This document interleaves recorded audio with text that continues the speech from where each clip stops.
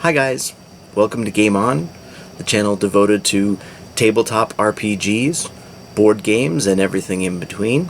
As you can see, we are not in our new studio yet. We're still in the process of building that, so we're shooting a few of these solo videos to bridge the gap until we're ready to debut the new digs. So this week, I wanted to talk about one of the gaming types that's near and dear to my heart, and I've talked about them a couple times before, but the ones that are devoted to sort of automotive mayhem. And I just picked up a new one, or a new edition of a game that's been around for a while. Gaslands Refueled. I just picked it up this week, in fact, and what I wanted to talk about with this one, which is really cool, is how sort of singularly devoted it is to vehicle dynamics, which is an important, obviously, maybe the most important part. If you're going to have a automotively centered game, you want to get the physics and the movement and that kind of thing correct, so that the pace of the game and the action sort of plays out the way we all envision that sort of thing going. And what's cool about this game is that it relies on, in the way that some games rely on minis, this one uses little toy cars as its minis, and is sort of written around that concept. So whether you're just buying them off the pegs at the toy stores or big box stores like I do, in my other life I've been a sort of hardcore addict of toy cars of all shapes and sizes for a million years, and I have a huge collection of this. This is just the tiniest little segment of, but it works well in that this game is designed to employ these as visuals and tokens and mark movements and maps and so forth. So it's fun to be able to sort of incorporate two somewhat separate hobbies that I have. It's also a very affordable way to have sort of a 3D representation of a game. It's not just a flat cardboard token, but it's an actual sort of tangible thing, which is a little more satisfying in my opinion. But that doesn't really speak to the mechanics of the game, although it does tie into it, because another facet of this game, which I really like, is that the movements are dictated by maneuver templates that the game applies to toy cars as representations. And here I'll show you an example of these templates. Maybe I'll do a close-up of that so you can see it a little better. But so what this does is it has these vehicles making turns and slides and various other types of maneuvers based on their speed, which is measured as what they call what gear you're in the mechanics of the game, so that, again, those dynamics are very sort of more realistic, and they're very visual. So the game doesn't end up being a bunch of number crunching and checking off boxes. You can actually see the action sort of unfold as it happens, which I really dig.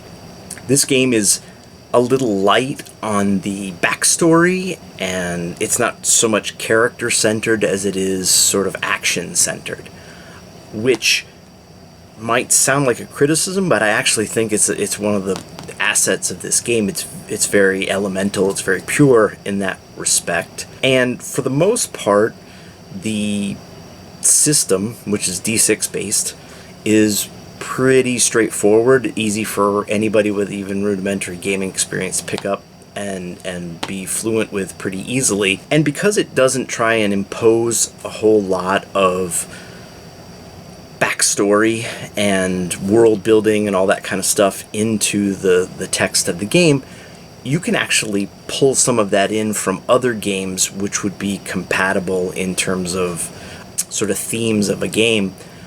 So if you have a character-based or a story-based system and you want to just kind of port in vehicle dynamics, this game will almost act as a sub-game within a larger gaming system pretty easily, which is kind of how I'm looking at it.